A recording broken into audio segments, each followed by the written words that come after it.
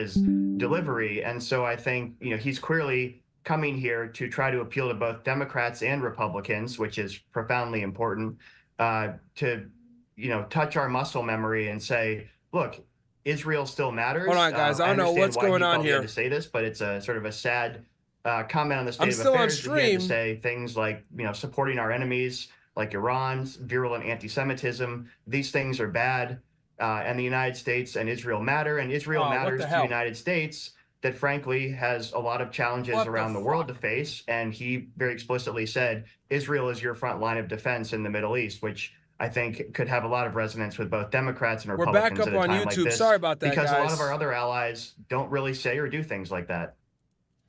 He did address the protesters, both the ones that have been on college campuses across the country, but also the ones who are outside, hundreds of them outside the Capitol protesting his speech right now. There were also protesters that were outside of his hotel where he's been staying, which is over on the Potomac. So any surprise that we did see that number of protesters that did turn out? It's doing that.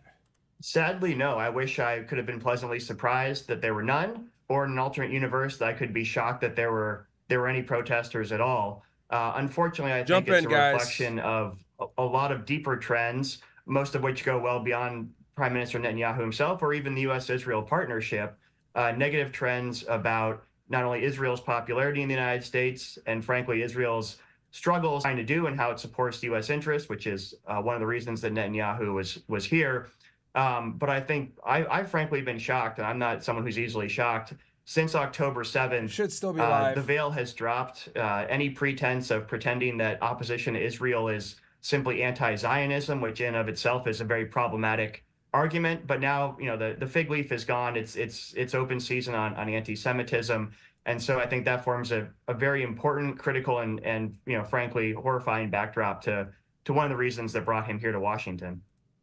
What are your thoughts about the fact that Kamala Harris, vice president, was not there? Now, she is campaigning, so to speak, over in Indianapolis. Are we up on so Rumble? That was a pre-planned trip, but obviously she is not there during the speech. What does that say to you, and is it significant in any way, as she is likely to be the Democratic candidate for president? Are we up on Rumble? I think on a substance level, it's not that important.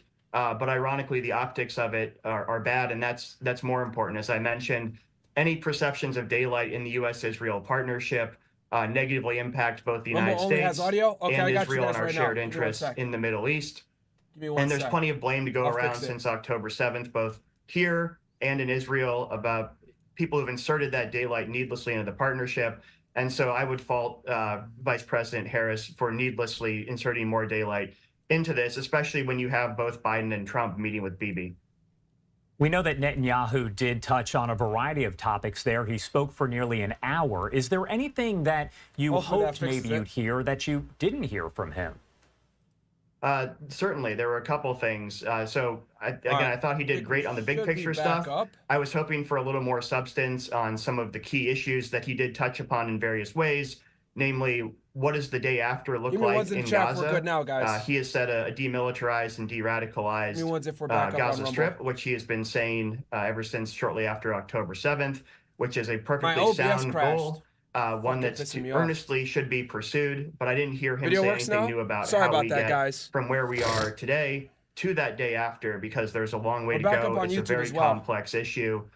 In terms of an actual plan on the ground, I think that's still missing. It's certainly a complex issue to have to wade through, but one that's all the more important because of that.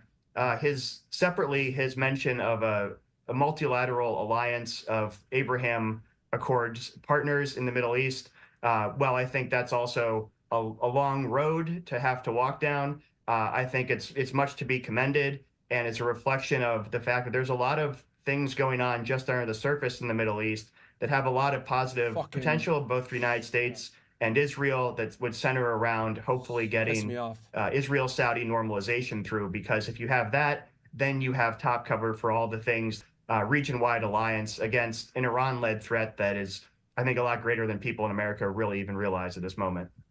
And we are looking at a picture. This is a live image coming in from Washington, D.C., this is ways away from the Capitol, but we were seeing what appeared to be smoke, and we are told that several people have climbed a statue. Others are taken into custody. One question I do want to ask you, though, we know that the assassination attempt against former President Trump earlier this month is something that Bibi did comment on during his speech. Did that lead to any concerns about his travel here to the U.S.? I think I wouldn't be surprised if it did, if there's a little more logistical effort going into security these days. Sorry, guys. Iran has made quite clear that they put a price on the heads of a lot of people they deem responsible for the killing of General Qasem Soleimani, the IRGC leader, in Baghdad in 2020. And certainly I wouldn't be surprised if that has come into play in an area like this. But also, that's a top-down problem. I think what we're seeing on the screen right now is a different type of problem from the bottom up, but which is frankly no less worrisome, which is, again, this sort of openly brazen so there's two parts of this stream. Protesting, which the protest in itself is not the problem. It's a healthy part of democracy. It's the intimidation, the militarization, and the open anti-Semitism of the protests, which bleeds over, again, as Prime Minister Netanyahu mentioned in his speech. This is all being encouraged by an Iranian regime that not only wants to delegitimize Israel and U.S. support for Israel, but also sow dissension here in America's democracy. That all fixed. One thing that's interesting that we did mention is that Biden will meet with Netanyahu tomorrow and then Trump on Friday. My question is, I know initially there was going to be a conversation and a meeting between Biden and Netanyahu. I believe it was initially scheduled for today, but was pushed back. And then we had word that he was going to meet with Trump tomorrow, and then that was pushed to Friday because Biden had said, I want to meet with him Thursday. So my question for you, is there any way to know if Netanyahu was going to meet with Biden if he hadn't met with Trump? It's a great question. I worry any answer I give would be mostly speculation. I do know that at least the Biden team is saying they want the president to be fully clear of his COVID diagnosis before meeting with Netanyahu. But I think the fact that the Biden and Trump meetings are on the schedule, even if that schedule is a lot of moving parts, I think that's the critically important part, because I think when Netanyahu came here in 2015, to say the right thing, which was to criticize the Iran nuclear deal, which was then in the works, I still think there was some political collateral damage, some partisan collateral damage here in America, the way that speech was perceived. Because as we say at my organization, Israel has long been a bipartisan issue and it must remain one. And so I think the fact that now that Bibi is going to meet with both Biden and Trump, I think that is more important than anything else. That's the message that needs to be gotten across, is that his visit here is part of a strengthening of the bipartisan bilateral relationship with Israel. I did want to ask, because we know that the people of Israel do know who President Biden is. They know who former President Trump is. Now Kamala Harris is believed to be the front runner for the Democratic nomination there. Are the people of Israel familiar with Kamala Harris? Our mission. That's a great question. I think they're becoming familiar with her given events of the past week or so. Acronym. My organization has done a lot of work on arguing for the importance of maintaining U.S. military assistance to Israel for all the benefits it brings to U.S. national security interests.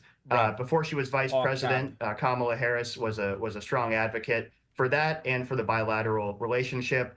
I think, like President Biden himself, who I certainly... All right, let's go back to the what actually matters. Let's go back to the...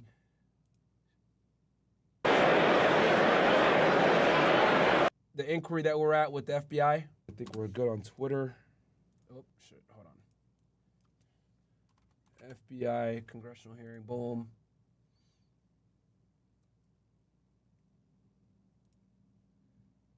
Go back. Okay.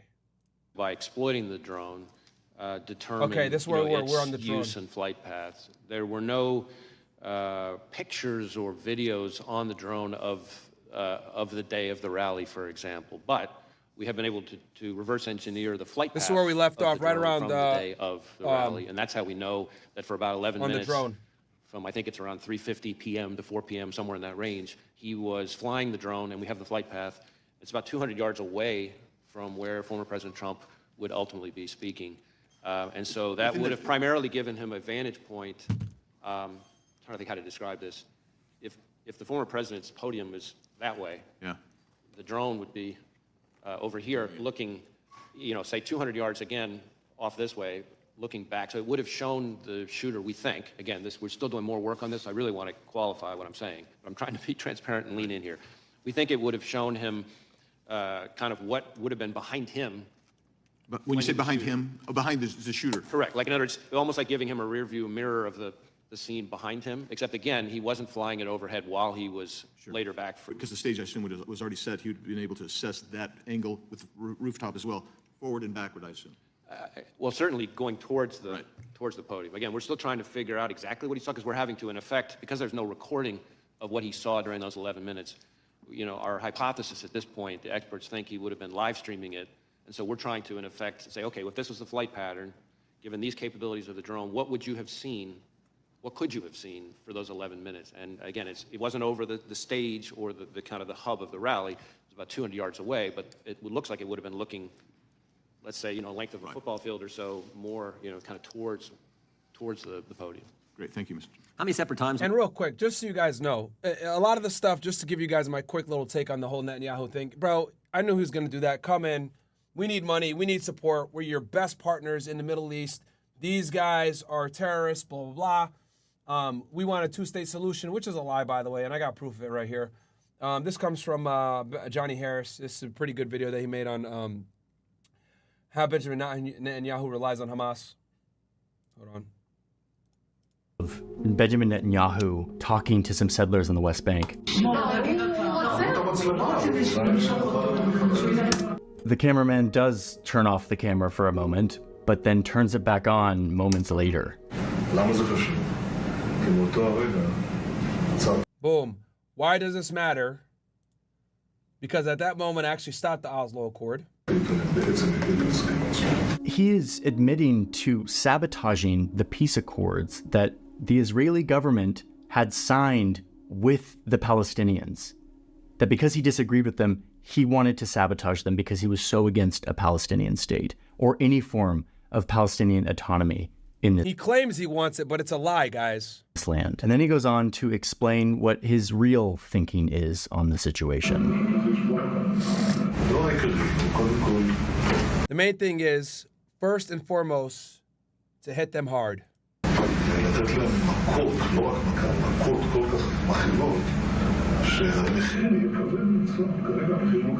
The price is not unbearable now. A total assault on the Palestinian Authority, which, guys, that's the PLO. That's the guys out there in the West Bank. Netanyahu is a fantastic politician and statesman, and he's able to sort of cover up a lot of these policies in the name of security.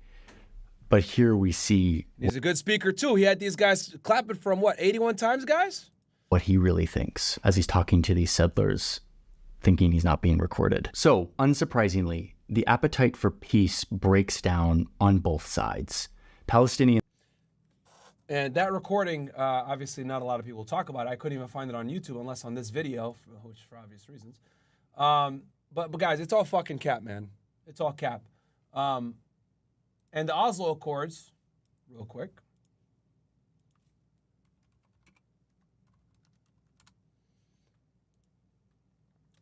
And it's important to notice that this is Yasser Arafat, right? The leader of the Palestinian movement, the PLO. This is Prime Minister Yitzhak Rabin, who was Prime Minister before Netanyahu, which explains why he wanted to sabotage it, because he's not the one that actually put it into effect. Oslo Accords are a pair of interim agreements between Israel and the Palestinian Liberation Organization, PLO, signed in Washington, D.C. in 1993 with Clinton, obviously, and the Oslo II Accord signed in Taba, Egypt in 1995. They marked the start of the Oslo process, a peace process aimed at achieving a peace treaty based on Resolution 242 and Resolution 338 of the United States Nation Security Council. The Oslo process began after secret negotiations in Oslo, Norway, resulting in both the recognition of Israel by the PLO and the recognition of by Israel of the PLO as a representative. And Yitzhak Rabin, just so you guys know, right? He is he still alive? I think he got killed, if I'm not mistaken. Still alive?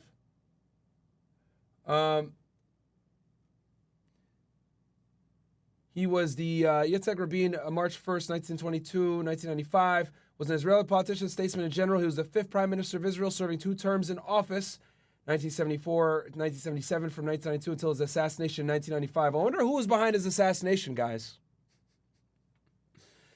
There's a lot of talk that Netanyahu and his people were behind it, because this guy pushed for a lot of peace in the Middle East, and Netanyahu does not have similar views. So, yeah. Was the shooter on the premises?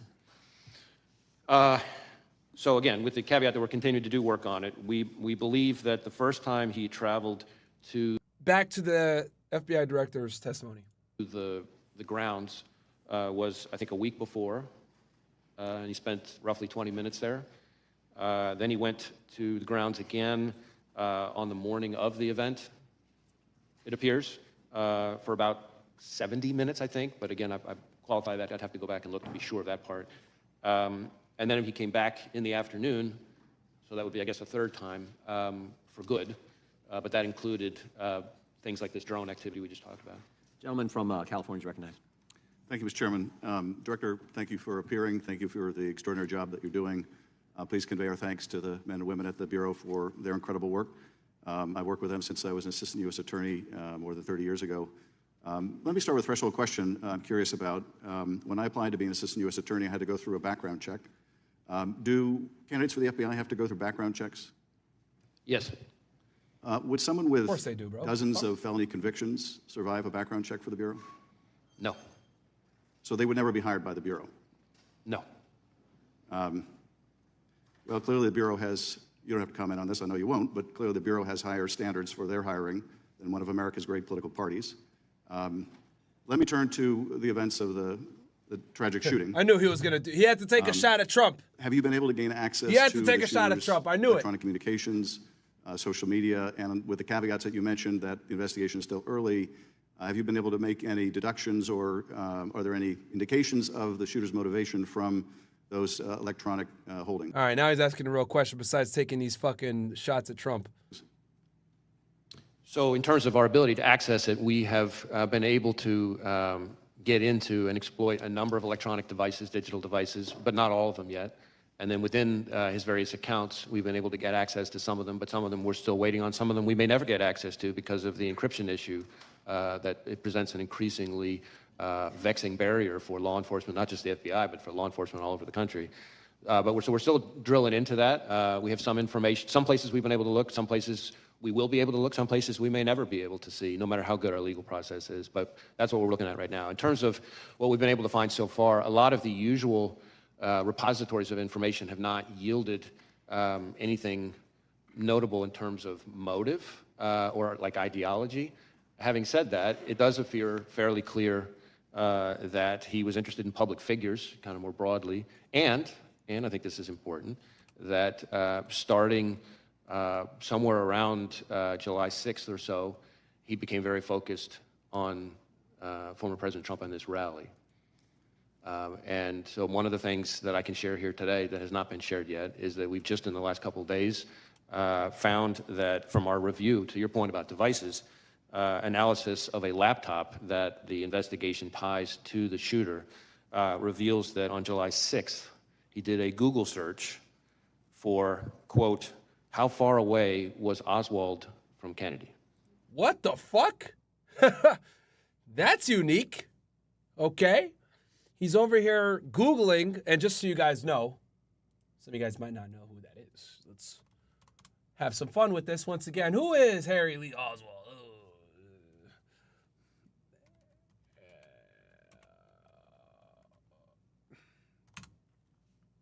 Lee Harvey Oswald, excuse me. I always fucking mess this up. This is the guy that allegedly shot Kennedy, but if you guys know better, you already know who really killed Kennedy. And I went over this on Rumble, right? You just go ahead and type in JFK, fresh and fit, right here. Who Killed Kennedy, the biggest cover-up. Watch this. It's a 4-hour-long plus podcast. I did it with Corey Hughes. But we went over everything, guys. Who the real shooters were. We went over a bunch of stuff, man. One of my favorite podcasts we've done. We identify the shooters by fucking name and go over a lot of historical content. So please go check that out after. I'll put the link in here in the chat for y'all ninjas, because we actually know who was involved in Kennedy's death. Put that in here for y'all. Watch it after this stream, please. Boom. Put it in the chat for you ninjas. But let's keep going. Back to Ray's thing. And so that's a search that obviously is significant in terms of his state of mind. That is the same day that it appears that he registered for the Butler rally. And same day. You say that his electronic holdings indicated an interest in different public figures. Without revealing anything you're not comfortable revealing about those public figures, can you tell us anything generally about them, either the offices they hold, their political party, or was it simply people of a high profile? Well, a couple things. First, the images that we've recovered so far from, I can't remember which of his various devices, appeared to be what we call cached images from searches of news articles. So if you do a news article search, of course, if there are photos on it, those photos get stored automatically in your cache, as opposed to me searching or him searching for a specific person and getting up images of that person. As far as the pictures that are like that, there doesn't seem to be a whole lot of rhyme or reason to it so far, other than these are all prominent public people, but they cover both parties, they cover both U.S. people and even some foreign public officials. So that part doesn't appear to, that one repository of information doesn't appear to be overly indicative of motive, other than interest in public figures, but that could be just because he was reading news stories. So we're still trying to drill into that. That's why all of these outstanding legal process returns that we're waiting on for various accounts, platforms, et cetera, any one of them could be one that would have very indicative, very important information. If I can be permitted one very short additional question, Chairman. From that, any indication of any other particular target? That is someone who was not just sort of generically the subject of the searches you described, but for which there was more of an interest than others? The information I just described at the moment does not appear particularly indicative of targeting in its own right. But again, that dot, once we get other information, could connect in a way that might be more meaningful. But I'm sharing that piece of information with this committee and with the American public, but I think it's important that we put down a qualification. This does not appear to be some kind of target list or something like that. This is cached images from running searches of news stories. And again, there's nothing at the moment, there's no pattern from that particular piece of information that is overly remarkable so far. Thank you. Thank you, Chairman. Gentleman yields back. Gentleman from California is recognized. Mr. Director, you previously told us that you consider the situation on the southern border to be a massive security threat to our country. Is that still your assessment? I stand by my prior testimony. And in fact, just in the last month or so, we've done, conducted a significant series of arrests. I say we, our Joint Terrorism Task Force is working with ICE of a number of individuals with suspected international terrorism ties. And I have also been very vocal about the fact that since the last time I appeared before you, that we are increasingly concerned about the possibility, not just of a foreign... One sec, ninjas. He's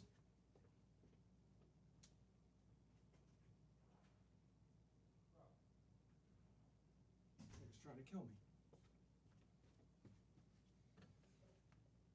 Foreign terrorist-inspired attack, which is very much a concern, but even the potential for a coordinated foreign terrorist attack, perhaps like what we've seen against the concert hall in Russia, for example, but just here in the United States. Well, the 19 suicide bombers who overstayed visas were responsible for 3,000 American deaths on 9/11. What's your best estimate of the number of foreign terrorists who are now in our country? I don't know that I could give you that number. What I can tell you is we have lots of foreign terrorism-related investigations, but that doesn't mean that all of them came in, illegally or anything like that. It seems to me that the simplest act of terrorism would be for dozens of guerrillas to attack low-security, high-density venues, for example, Friday night high school football games all across the country at the same hour. Sorry, guys, I ordered some food, and it's fucking taking forever to get up here, so that's what it was. Someone said Myron doing coke. Bro, shut the fuck up, man. Like, guys, I've never done a drug in my life. I've never smoked weed in my life, and I never will fucking do a drug in my life. Shut the fuck up. This shit pisses me off when people say that dumb shit. I will never, ever do a drug in my fucking life, bro. That's just for losers. I tell you guys that shit all the time. I don't even fucking drink over here saying, oh, you do coke. I'm fucking sick doing this stream right now, and your dumbass over here saying that dumb shit. Fuck you.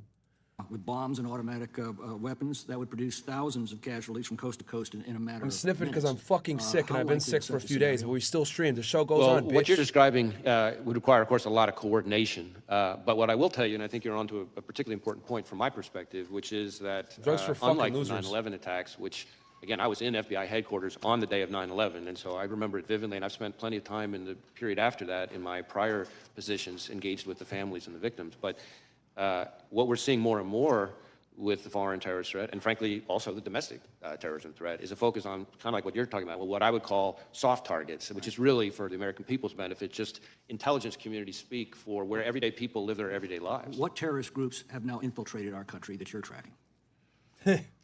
Well, I don't know that I would say infiltrated. We have investigations as we speak that relate to ISIS and its affiliates. We have investigations as we speak that relate to Al-Qaeda. We have investigations as we speak that relate to Al-Shabaab. We have investigations as we speak that relate to the Iranian proxies, Hezbollah, and so frankly, even the IRGC Quds Force itself. What foreign criminal gangs are now in our country that you're most concerned with?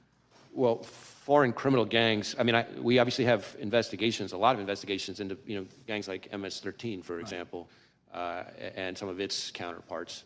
Although I think if you were to talk to most chiefs and sheriffs like I'm doing every week, we shouldn't underestimate how prevalent neighborhood gangs are, really. It's a lot of the gang violence that... Well, I'm concerned about those. Oh, it looks like they're back. Let's see here. Let's bring it up to speed. Up to those foreign actors. The most recent example...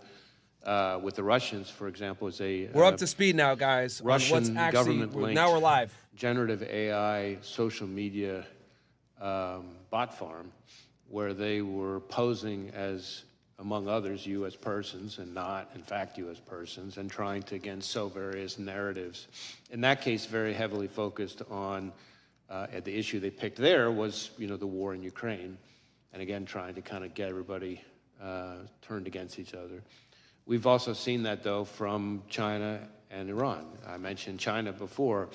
We've had a case where we charged, I think it was 34 Chinese Ministry of Public Security, MPS officers, for much the same kind of behavior, creating false personas, pretending to be Americans, and then trying to kind of sow narratives. In that case, in the Chinese case, their narratives were trying to, for example, undermine any suggestion that COVID was the product of a lab leak, or attacking U.S. law enforcement at the anniversary of George Floyd's death, for example. And then Iran, in 2020, we saw them undertake similar kinds of efforts that were disrupted in the I think, October of 2020. Thank you, and I yield back. Gentleman yields back. Gentleman from Virginia is recognized for 5 minutes. Director Wray, thank you for being here, and thank you for the information that you've provided today. I greatly appreciate it. This event that occurred, the attempted assassination of President Trump on July 13th in Butler, Pennsylvania, was a level 5 alarm alert to this country that our elected officials, our leaders, the president, the former president, are not safe, and we need to reevaluate from the ground up exactly how we are to go about providing that protection.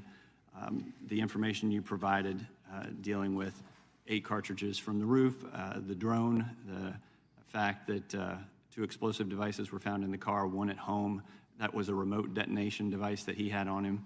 The fact that his phone was using encrypted platforms. He only had 1 phone, correct? Oh, sorry. He had 1 phone, although we've identified other phones that he may have used that may not have been his phone. So, for example, we think in certain instances he might have used his dad's phone. Again, not necessarily related to the attack, but we're trying to make sure that we process and exploit every device he could have used. And we keep, which is part of why I keep making this point, which I know you all are probably tired of me making about this being an ongoing investigation, because we keep identifying new pieces of equipment, new accounts, what have you. And the fact that you are in real time informing us about what you're finding as you're performing this investigation is very helpful. and clarifying the fact that he went to the range a day before and shot an AR. Now, my understanding is that the AR he used on the 13th was his father's. Is that correct? Well, yes and no. It was originally, his father bought it legally, but then our understanding so far is that his father then conveyed it to him, sold it, in fact, to his son. So originally his father's, at the time of the shooting, the shooter's. Okay, so that's new information. Was that provided to you by the father? I think it was partly from that. I think we also saw some documentation to support it. Okay. Investigators also have said that the shooter posted, quote, July 13th will be my premiere, watch it as it unfolds, on an online gaming platform sometime before he tried to assassinate President Trump. Can you confirm that, and how much time elapsed between this posting and the attempt on July 13th? So I'm really glad you asked about that, because that is a situation where, again, in our effort to give real-time information, since we've provided that information, we have since learned that July 13th premiere, profile page on the gaming platform, it turns out it was not the shooter. Okay. That it was some other individual as part of some sick joke who, after the shooting, created a profile page pretending to be the shooter. Wow. And so, of course, that person is now admitted to it, and, we're... Of course they brought his ass in. Among the other challenges that we as investigators have, you have people who create accounts in today's world, create accounts pretending to be somebody that they're, and it's not the actual person. Now, the so shooter, that's troubling, obviously, and it makes our jobs even harder as investigators. Thank you for clarifying that. Did he have an online gaming account? We do believe he was a gamer, and that he had different kinds of gaming accounts. So they that's paid him a visit. Any information gleaned from those? Not yet, but again, some of those legal process returns I'm still waiting on. Now, during the attempted assassination, Crooks was wearing a T-shirt from a popular YouTube channel. Have you been able to access his selection of YouTube videos that he's watched? I believe we have seen some of his search history, but I think we've got a ways to go on that. I know there's some manual work that we're doing on that. I think the most notable thing that we've found recently, which I don't think has been shared until today, is that on a laptop that the investigation ties to him, that on July 6th, it revealed a Google search, and his search, if it was him, again, it's a laptop tied to him. We obviously believe it's him, but we'll continue to investigate. But his Google search was, how far away was Oswald from Kennedy? Right. And horrifying. Yes, absolutely. Can you Let's go ahead and do that Google search ourselves. Clarify that you have in your possession all of the video that was taken on that day at the scene? We've collected mountains of video. Part of the reason I commit to providing us with that video. Well, we're going to work with the committee and share information as best we can. Part of the reason I hedged on whether we have it all is, as you can appreciate, in today's world, everybody with a phone has the ability to take footage, and so we're finding things kind of left and right. You have all the law enforcement video. I believe we have all the law enforcement video, but we're still collecting 265 evidence. feet, guys. Okay, and I hope you would provide that to us and to the American people. Thank you. I yield back. Gentleman yields back. Director, just to be clear, the photo and the message on the online gaming account, I think your testimony was to Mr. Klein that was somebody else posing as the shooter. Is that right? Correct. Somebody after July 13th created this profile, pretending to be the shooter, and sent us down a rabbit trail, which we've now tied off. That's important information. He might get charged for that. Pennsylvania is recognized. I thank you, Mr. Chairman. Thank you, Director Wray, for being here. And I want to add my voice to the chorus of folks who are just devastated by the illness and passing of Sheila Jackson Lee. What a champion. What a role model. I always called her the hardest working member of Congress. She was everywhere on every issue. She'll be greatly missed. Director Wray, I thank you for what you said earlier, which is leaning in. This is such an extraordinary set of events. The attempted assassination of Donald Trump, the stealing of the life of a father, a firefighter, somebody who protected lives. Of Corey Comparator, serious injuries to 2 others. It's amazing to me how they only have 5 minutes to ask questions and they yap the first minute or two and then they start rushing at the end. Stupid. Not jeopardizing the investigation, and I think that's very helpful. Did the shooter also investigate other high-profile folks? We had heard some reporting around that early on. Well, you say investigate other folks. I think this is a place where we still have a lot more work to do. Part of what we did find was a bunch of cached images of a variety of public figures. But again, cached images are those images that you get when you pull up a news story from any number of news sites. If there are photographs in the article, those images are automatically put into the cache on your computer. So it doesn't necessarily mean that you were searching for that person's image.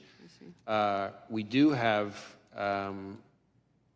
the fact that starting around, at the least around the period early July, so the search that I just mentioned related to Oswald and Kennedy, that's about July 6th, which is the same day we believe that he registered for the rally.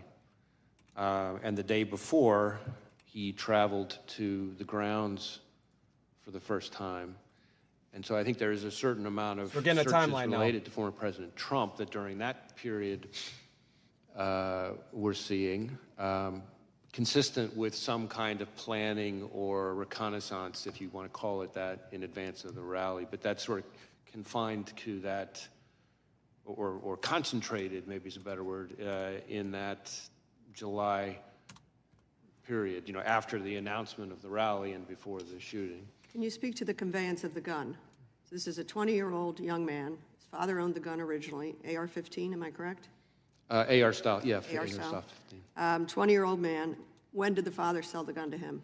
And what documents do you have? How much money transpired? Bill of sale, probably. Yeah, I do know that, I know, we believe, based on what we've seen, that his father, after purchasing the gun legally, sold the gun to his son. I don't know that I have the date of that transfer or the amount of the transfer, although we may be able to get that to you as a file. I just don't have it in front of me. Do you know when the father bought it? We know. I don't, as I'm sitting here testifying in front of you, I don't have that in front of me, so I don't have it at my fingertips. I'm just wondering if it's proximate to this event. I do not believe that the gun was purchased, that is the gun that was used. I do not believe it was purchased particularly close in time to the shooting. Okay. But how far in advance? It may have been a year before, give or take. But again, we'll go back and double check that on you. So I do it was know bought well before the event. That on the day of the shooting, at about 1:30 p.m., he bought 50 rounds of ammunition. So if you think about the day of, or if you back up a little bit, so the day before he goes to the shooting range, the day of he goes to the grounds the morning of the event for, I think, around an hour. He buys the ammunition at around 1:30. At around 3:50 is when he's back on the grounds of the rally, and that's when he used the drone that I've talked about already today. And then, of course, fast forward till just after 6 o'clock when the worst happened. And we had thought maybe over the weekend there was a conversation around a classified briefing for members. I hope that will happen as soon as it's feasible for you and for the other agencies involved. And he got off 8 shots, and the reporting is that that was in under 6 seconds. He got off 8 shots, fatal to one. My question that I'll leave you with, and I know I'm over time, Mr. Chairman, is we all decry political violence. We decry any violence, but we decry the rise in political violence. What can you tell us that we could do better? What do you need for you to be able to help this country reduce the political violence tendencies?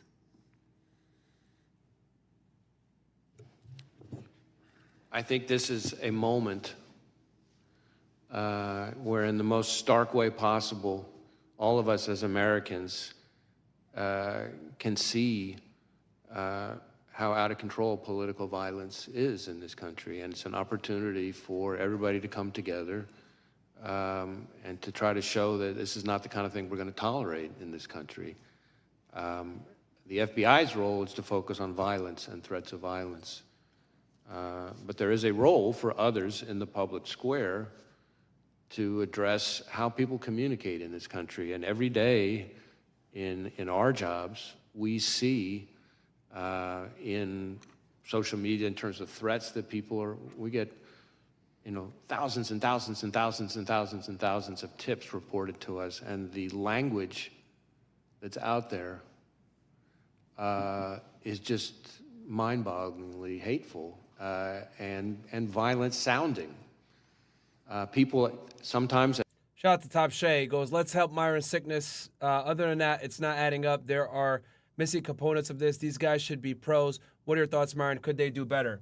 Thank you so much, Top Shay. I appreciate that. Let's hear out the full testimony, and then I'll definitely give my take. As figures of speech, use expressions. So I want to hear everything he's got to say. That are very violent expressions. And so that is a part of it.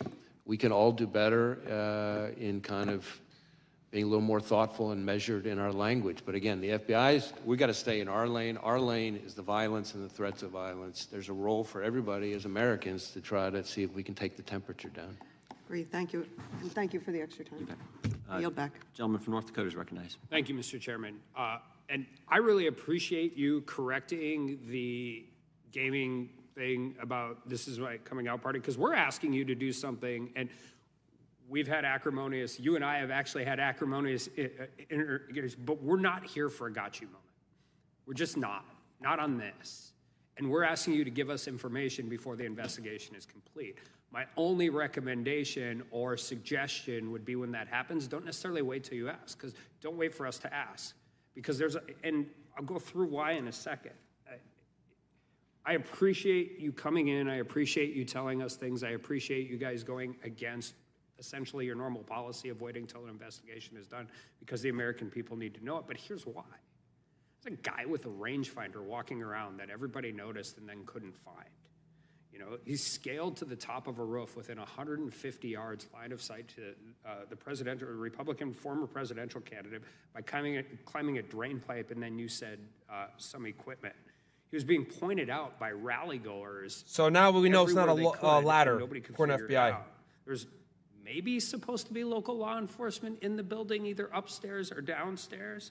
And all of this is going on. And I was talking to a colleague of mine yesterday on the floor, and it's like, I hate the conspiracy theories that come out, but this is not the FBI's purview. This is the Secret Service's purview. This is so comically inept to the average North Dakota citizen. Is just, they look at this and they're like, how could this possibly happen? And so by you giving us information in a really meaningful way, even though we know the investigation's ongoing and things can change, that at least helps us to deal with that and figure out where we're at. And so, and you're doing all this. This guy had no combat training, no counter surveillance training that you're aware of, right? I'm sorry, I couldn't quite hear that. He had no combat training. Oh, no, I don't think any, certainly no what you and I would call combat training. Obviously, he was a fairly active recreational shooter, so he did plenty of shooting. A lot of guys. No, I don't think any, certainly no what you and I would call combat training. Obviously, he was a fairly active. Cut there for a odd second. Recreational shooter, so he did plenty of shooting. A lot of guys in Western North Dakota, right? All of those different things. And somehow we came within under of an inch of a presidential candidate being shot and killed within 100 days out from an election. And when you look at it, I just want to be really clear, because there is a lot of this. There is no evidence of another shooter, right? Another shooter. Yeah. There's the counter sniper who took out the shooter. Well, right. But you're talking about another. Anybody else.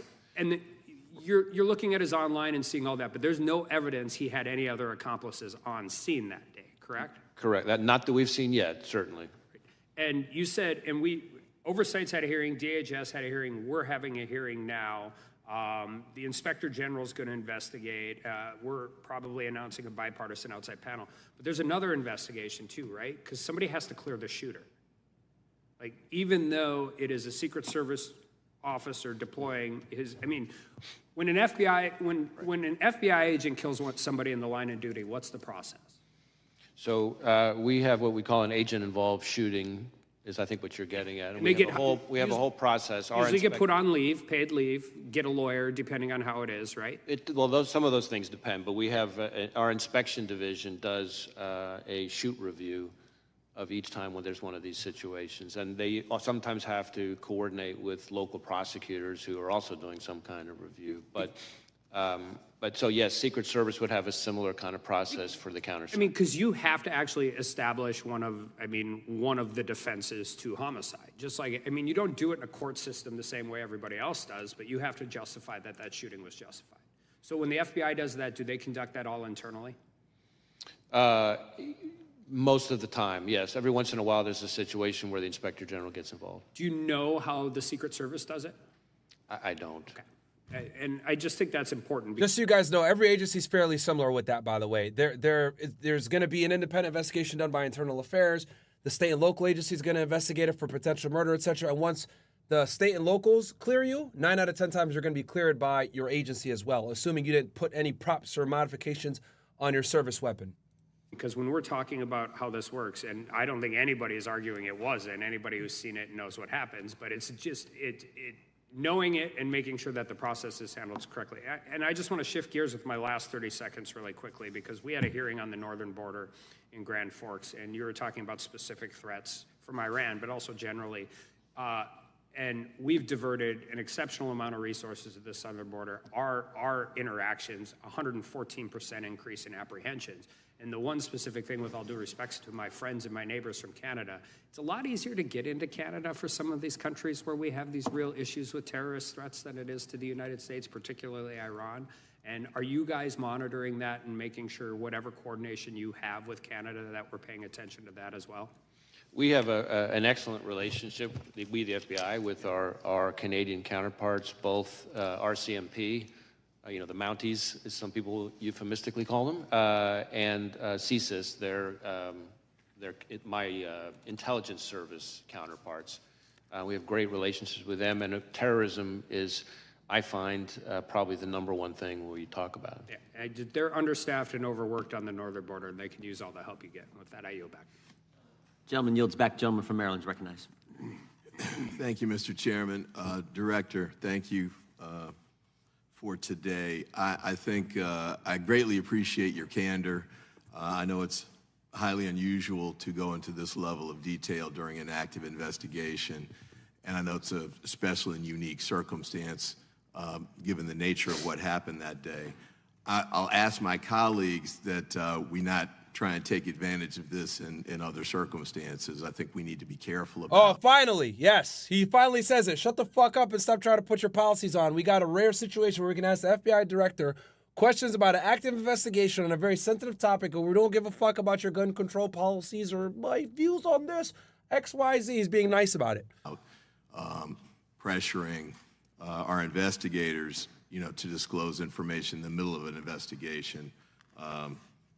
In a casual or routine way. But thank you for what you've done here today.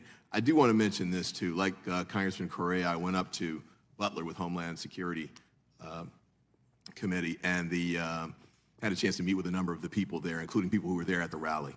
And several of them were elected officials. In fact, one of them that spoke with me a lot was sitting directly behind Mr. Trump when he was shot, and she had video that she'd taken, and she'd love to share it with you all. But she mentioned a couple of things, too, that I hope you all will have a chance to have conversations about. And I know some of it's going to be in the Secret Service lane, some's going to be in the FBI lane. But one of the things she talked about was the fact that the day before the shooting, she and other officials in the town and people who just wanted to prepare the stage showed up and started working on putting the bunting up and decorating it. But the point she noted was that none of them had been vetted. There was nobody there to keep an eye on them and make sure that everything that was being done was appropriate. And she actually sort of thought in the context of hearing that a gun was found, or a gun was perhaps hidden at the site before the shooter was able to get it and use it. I don't know those details, but those are some of the things that came up that day. She also mentioned that there was sort of the outer perimeter. So you had a perimeter around the stage that the Secret Service had set up. Beyond that, you had a field, and then you had the building where the company was, and the shooter got on the roof. Apparently, there was a sort of a second level of a perimeter there that wasn't particularly restricted from an access standpoint, as with the street that was just beyond that. So she raised, and another elected official raised as well, issues about security that may actually kind of get into what you're talking about, whether the ladder was there, how the guy got on the roof. There are all sorts of issues with respect to that. And there was a lot of people, as you said, that had videotape. I talked to 3 that were showing me videos while I was standing out there in the grounds. But I had a couple of questions to ask of you briefly. Apparently, there was no Secret Service recordation of communications during that day. There's no radio runs, we call them, but there's no tapes. Do you know if there are any recorded conversations among law enforcement from that day? I don't know the details of that. I believe there may be some, but I don't have in front of me exactly what we've seen or heard. Okay. And then with respect to email communications, there were a lot of issues about, because my personal view, having gone to the site, was that they just shouldn't have had the rally there. It should not have been permitted. I thought there were just too many roofs. He picked one, but there was like a half dozen others that he could have picked on the other side of the field. And as Eli Crane, a congressman who was a sniper for the U.S. military, said, there was a water tower that actually would have been a better site, probably that Secret Service should have used, but could have been used as well. But had the lead up to that decision, and Congressman Correa raised this, who made this decision about how to pick the site? And apparently there was back and forth between local law enforcement, Secret Service, and the campaign. And I was kind of curious as to whether that's something that your investigation is going into or not. So I think that primarily falls within the scope of the 2 other reviews, that is the DHS Inspector General review and the outside panel, independent panel that's been announced. Certainly we are interviewing law enforcement personnel, but the security preparations, the adequacy of the security preparations. That's the other lane? That's the other lane. All right, I only got 15 seconds left. Quick question for you with probably not a quick answer, but this scenario is kind of the worst case scenario from a couple of standpoints. Got a lone wolf shooter with no red flags that we've heard of so far. Nobody should have known that this was coming. He didn't have a criminal record and that sort of thing. Easy access to an assault weapon. I had a discussion like this with, I think, Congressman Roy and Congressman Bishop several months ago. What is it we can do to try and preempt those kinds of scenarios? We've got gun violence all over the country, including in my district. This is one example, but this scenario is the worst possible that I can think of from the standpoint of no intervention prevention efforts that can be put in place to try and address it. But I'm kind of curious if you have any thoughts to the contrary on that. I don't know that I have any magic solution to the problem, and I certainly don't want to be proposing legislative ideas. That's not really my role. Certainly, dangerous weapons, especially high-powered weapons, in the hands of the wrong person represent a real concern for law enforcement, including to law enforcement. Sometimes as the victims, as we saw very tragically down near Miami with 2 of our agents killed. But that's probably all I can say on that. I do, while we're on the subject of firearms, Mr. Chairman, I have an answer to Congresswoman Dean's question. I might as well give it now, which is about the purchase of the firearm. I'm told that the father purchased the firearm in 2013, so quite a while ago, and then he sold it to his son in October of 2023. Thank you. Thank you, Mr. Chairman. I yield back, and thank you, Mr. Director, for your great work.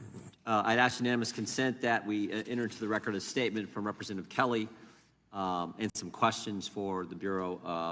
Representative Kelly represents Butler. Actually, that's his hometown. So without objection, those will be entered into the record, and we'll make sure you get those, Director. The gentleman from New Jersey is recognized.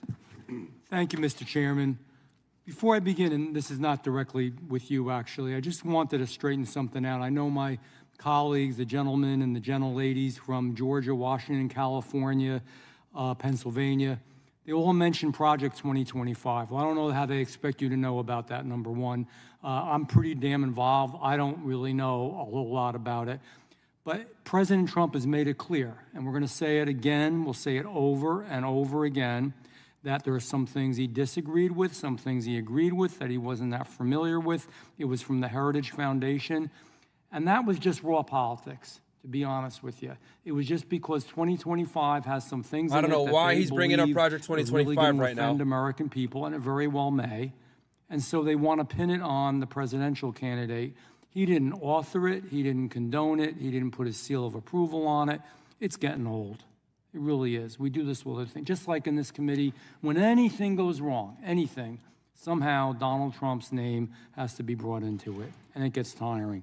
It's politics over reality. Second thing about picking the site, I was intimately involved in the Wildwood rally, the biggest rally President Trump's ever had, biggest political rally in the state of New Jersey. I had spoken to the president about it, and he wanted to do it on the beach because we had over 100,000 people.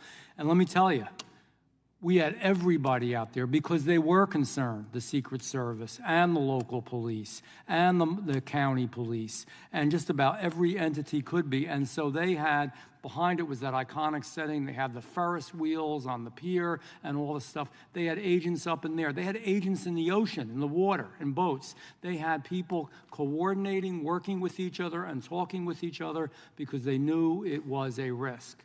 So we chose a site that was difficult. The president did, and I thought it was a great site, but nevertheless, the law enforcement responded properly. Something went wrong here. You can't blame this on Donald Trump as well. The site was chosen. It's the responsibility of those who serve in law enforcement to make sure that he was safe, period. And I'm sure you'll find out why. On another tangent here, you know, I've got to wonder how many qualified people were passed in order for Director Cheadle to get her 30% quota. That's a lousy way to run an agency, especially when it's dealing with law enforcement, to say we've got to have 30% of anything. And I worry about these practices because it's policy over protection. And Director Wray, I know that some things were left to you. I understand that. But one of your early acts on the Biden presidency was hiring the FBI's very first chief diversity officer. And since that time, and even before your time, but bro, ask your question. With me, but respectfully, I'm going to disagree with you. Recruitment standards under your lead has resulted in deterioration in many areas, including physical fitness, illicit drug use, financial irregularities, mental health issues, full-time work experience, and integrity. And I know you dismissed them, but in October 2023, they are a prestigious group of retired FBI special agents and analysts both expressed concern regarding the FBI's willingness to recruit agents that, quote, I'm not saying this, they said it, not me, can't even pass the new relaxed standards for fitness, who are illiterate in some cases and need lessons, educational lessons, don't want to work weekends or after hours. Their words, and have serious disabilities or mental health issues, which is not the place for them. Most of your agents are great people. I love them. I love them for what they do. I'm not criticizing most. But these new standards, don't you think this is a hindrance and reduces the morale of the vast majority of good people that you have in the FBI? And I ask you for a quick answer because I have a few other things. So I respect our retired agents. Many of them come to our graduations now, and I can tell you emphatically that they are mistaken. Those who think they're tired of the woke bullshit. We have lowered our standards, whether it's on physical fitness or anything else, are mistaken. And you can prove that. The facts back me up on that. The standards are the same today as they were a decade ago. They've changed in some ways that are appropriate. In fact, the physical fitness standards, depends on how far back you go, but the physical fitness standards that our current graduates have to graduate from Quantico actually exceed some of the physical fitness standards that were in place if you go back far enough with some of our retirees. But what I would tell you, I think part of the reason there's confusion, and again, I accept that these folks are raising their concerns in good faith. We have actually access to the facts, and part of the reason I think there's confusion, just take the physical fitness thing as an example. Got on screen for you guys. Is that before you had to pass the physical fitness test sit-ups in 1 minute, before you showed up to Quantico. Now you have to pass it in order to get a badge at Quantico. Run. The standard hasn't changed. You still have to pass the same test, the same 12-point standard, et cetera. All that stuff applies. The only difference is you can pass it while you're at Quantico. But if you don't pass that same test that's been in place for a long time now, you don't get a badge. And we will dismiss people from Quantico, and we do. who don't pass that Director, I know test. I have to wrap this up, and I appreciate It's actually the biggest thing that makes them lose agents is the fitness test. They actually have compared to other law enforcement agencies, they do have a fair, I think DEA has the hardest fitness test and the marshals, but they do have a pretty good fitness test. I ain't gonna lie, I've done it before. You do have to be fairly fit to pass it. that if you I mean, it was a joke for me. Come on, this is what I do. But, you know, for a general person, I can see how they would struggle with it. could get us information that's substantial. And ninjas, do me a favor. Please go ahead and if you're watching this on Rumble, we already got almost 2,000 y'all plus watching on Rumble. Do me a favor, guys. Open up a tab on YouTube. I'll drop the link in the Rumble chat. And watch it on YouTube as well so we can get more viewers on YouTube so this thing can go out there and hit the algorithm a little bit harder. Because fucking the older stream went down, which pissed me off because OBS crashed on me. So I'll put the link in here for you guys. So please go ahead and share this thing on Rumble. Open up another tab. Watch it on Rumble still because Rumble's the home base. But please open up a YouTube tab. Help us hit the algorithm a bit harder because we're doing this on Fed Reacts. What you say, that should be easy enough to do to the whole committee. I'd appreciate it. You know, feelings in this administration are more important than functionality. It's resulted in a border crisis. We don't have time to talk about that. You've spoken out about it. I appreciate that you've spoken out about it.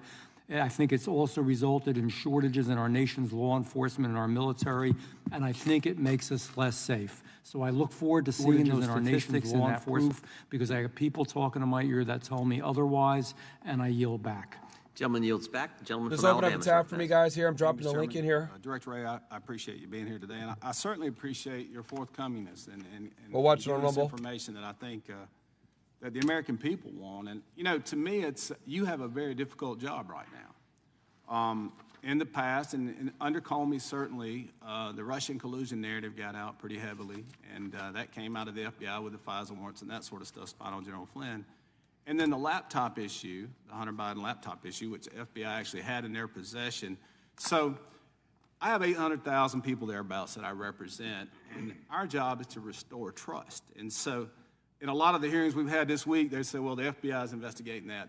Every answer was the FBI is investigating this. They are. So in some ways, it kind of landed in your lap, and I appreciate you being here. But, you know, it's just, for me, the question of how does a 20-year-old acting alone get a long gun, a rangefinder? We know he bought a ladder. I guess he reconned here and realized he didn't need the ladder to get on top of the building, so he left it at the house. Get on a roof within 150 yards of one of the most famous people in the world, I guess now, and a former president. How does that happen? And how do we restore trust in the American people that the FBI and the DHS, who is under Mayorkas's directorate now, how do we verify and get trust back to the American people that these agencies are really working to protect the president? And I'm not trying to place blame specifically, but I never thought that we'd raid his house. I never dreamed that they'd raid a former president's house. I certainly never imagined that they would actually indict him. And I felt, well, they'll never find him guilty. And now we've had a threat on his life. So how do we restore trust in the government of this country and the agencies that are here that we pay and provide $3 billion a year to the Secret Service to protect some of the leading political candidates in America?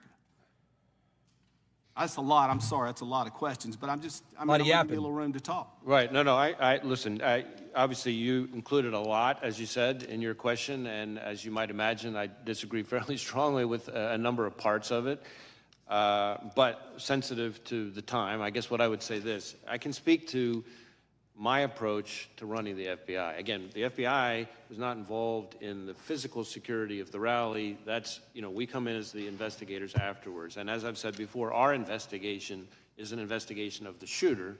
I love how he's had to say this 10 different times to these Congress people because they're stupid. He's literally said this like 10 times, guys. Outside independent panel that's been announced that would be looking at the Secret Service's performance. And those, I think, will be important. He said this a million times Trust and confidence, if you will, in Secret Service. But from the FBI perspective, we can't promise that everybody's going to like the results of what we do, right? What we can promise is that we're going to do our best to do the work in the right way. That's all we can do. And so I keep telling our folks every day on this and on everything else, our focus has to be, we got to do the work in the right way. We got to make sure we do the work in the right way, and then no matter who likes it, because everything we do, somebody doesn't like it. And it's a credibility issue at this point. Do the American people trust what the FBI and the DOJ is going to tell them? And, you know, that's the thing with this. When I was early on, and I've only been here about 3.5, 4 years now, but the American people was the fear of the weaponization of government. So now we have this issue. Tucker Carlson asked the president, he said, are you afraid they'll kill you? And I remember that interview, and I thought, wow, I can't believe he went there. But here we are. And so as we work through this process, I think it's so important, and I think the chairman hit on this, is the audio of the shooter. You've interviewed the sniper, the Secret Service sniper that took out the target.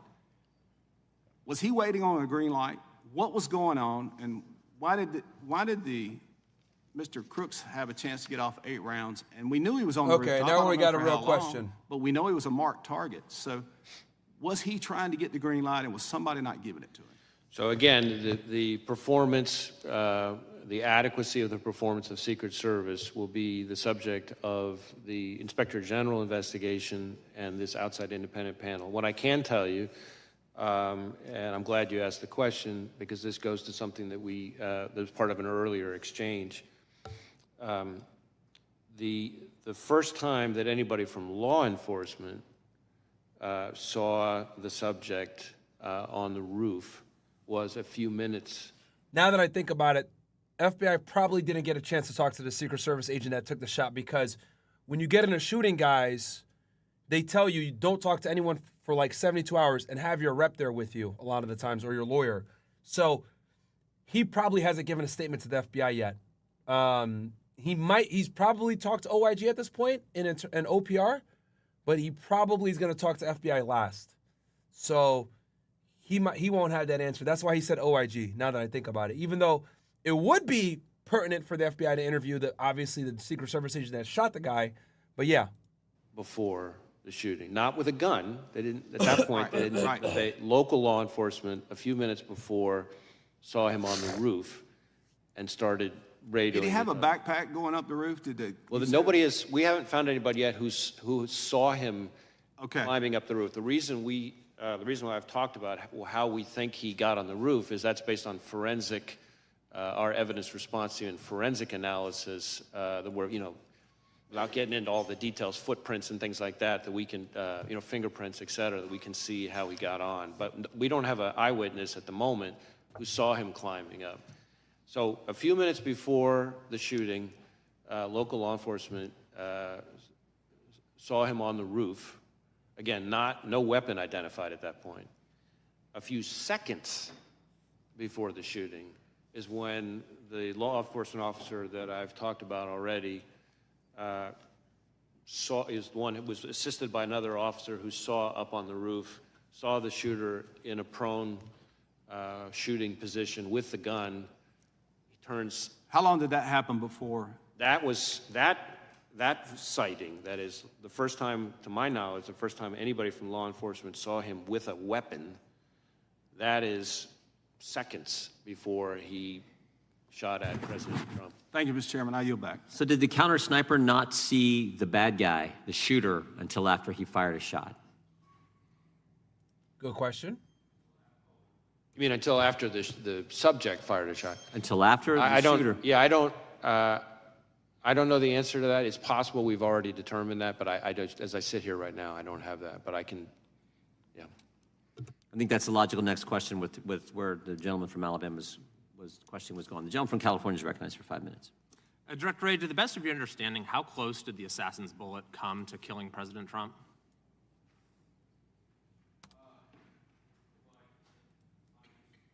My understanding is that either it or some shrapnel is what grazed his ear. So I don't know that I have the actual very distance. Close, though.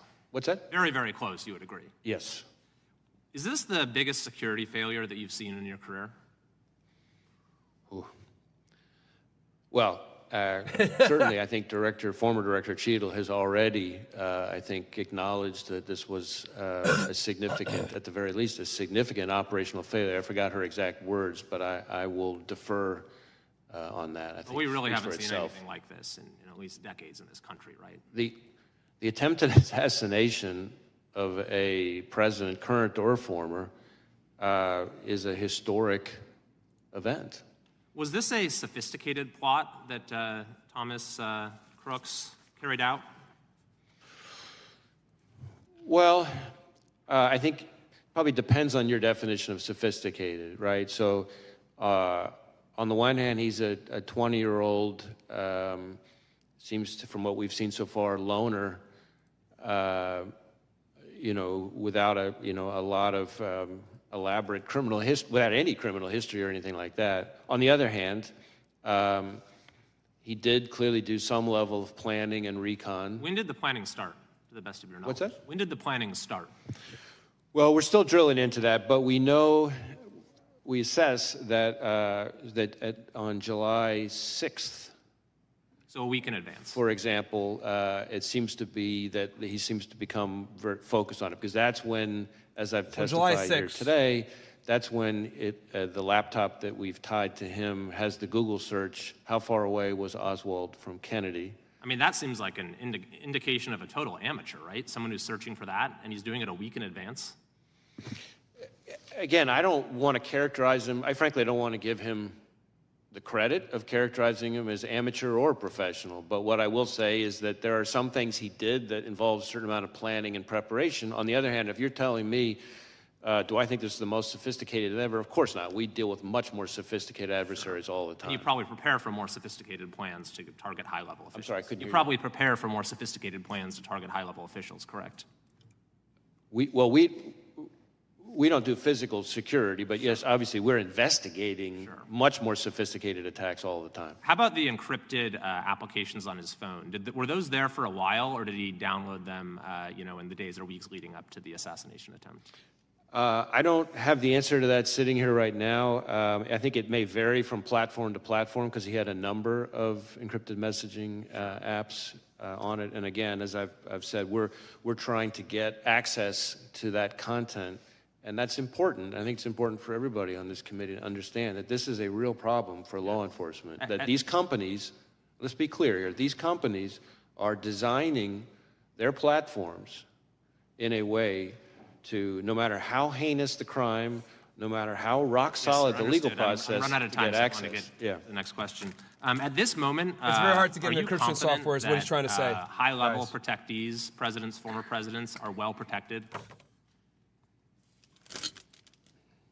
Well, it's not really for me to say. I have a lot of respect for the men and women of the Secret Service who provide protection, just as I do for their counterparts at other agencies. See, he had a good question with the encryption stuff and interrupted it to ask a Secret Service question. Bro, these I'm not Congress an people expert are really stupid, on bro. protective details and physical security. What I would tell you is that... Wrong guy to ask. Let him talk about the encryption software and tell you guys... What do you want to tell about that? But you want to ask a question about security, which isn't his fucking forte. Who are literally willing to take a bullet for their protectee. You mentioned a thwarted assassination attempt against former President Bush. Are there any other thwarted assassination attempts against current or former presidents that you could discuss?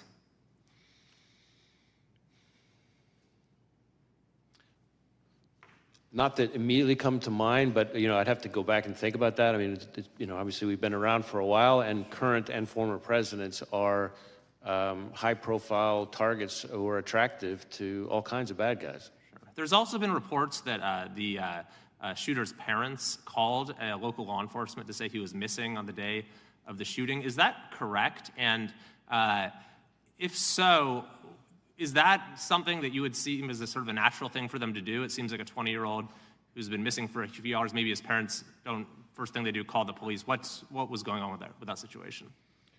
So my recollection, I don't have this in front of me, my recollection is they did call, concerned that he was missing. My recollection, though, is that they didn't call until this was after I think this was after the event. But I'm not certain of that, so I want to, hedge on that slightly, because I have to get back to you to confirm that. I believe that part of the issue was that when he last saw his father, he, I think, indicated to his father that he was going to shoot at the range. And then, of course, he didn't go to the range, and he didn't come back from that. And so I think that may have added to the level of concern. Thank you. I yield back. Gentleman yields back. Gentlelady from Wyoming is recognized. Thank you, Mr. Chairman. Director Wray, I'm going to go a little bit different route with my questioning. In testimony before the Senate Judiciary Committee in December of last year, you stated that the FBI is, quote, especially concerned about the possibility of Hamas supporters engaging in violence on the group's behalf, end quote, and that the threat from a, quote, terrorist organization who may exploit the attacks in Israel as a tool to mobilize their followers around the world, end quote.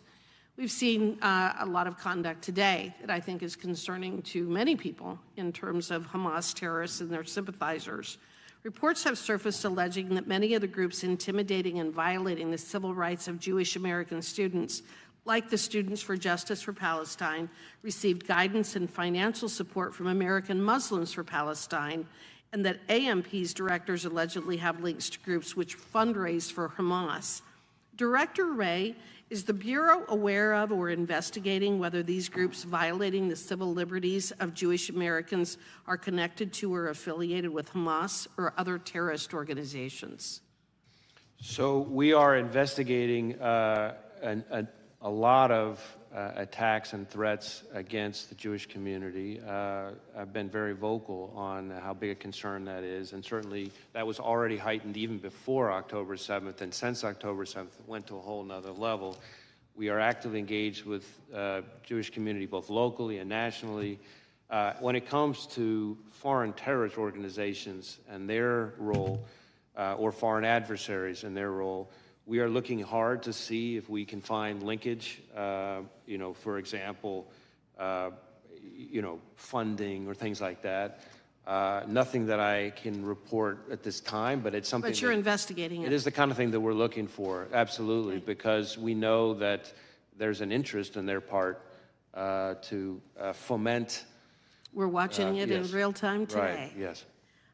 There are other reports that Mayor Bitar, National Security Council Coordinator for Intelligence and Defense Policy and Deputy Assistant to the President, was an active member in Students for Justice in Palestine at Georgetown University, which is one of the groups alleged to have ties to Hamas.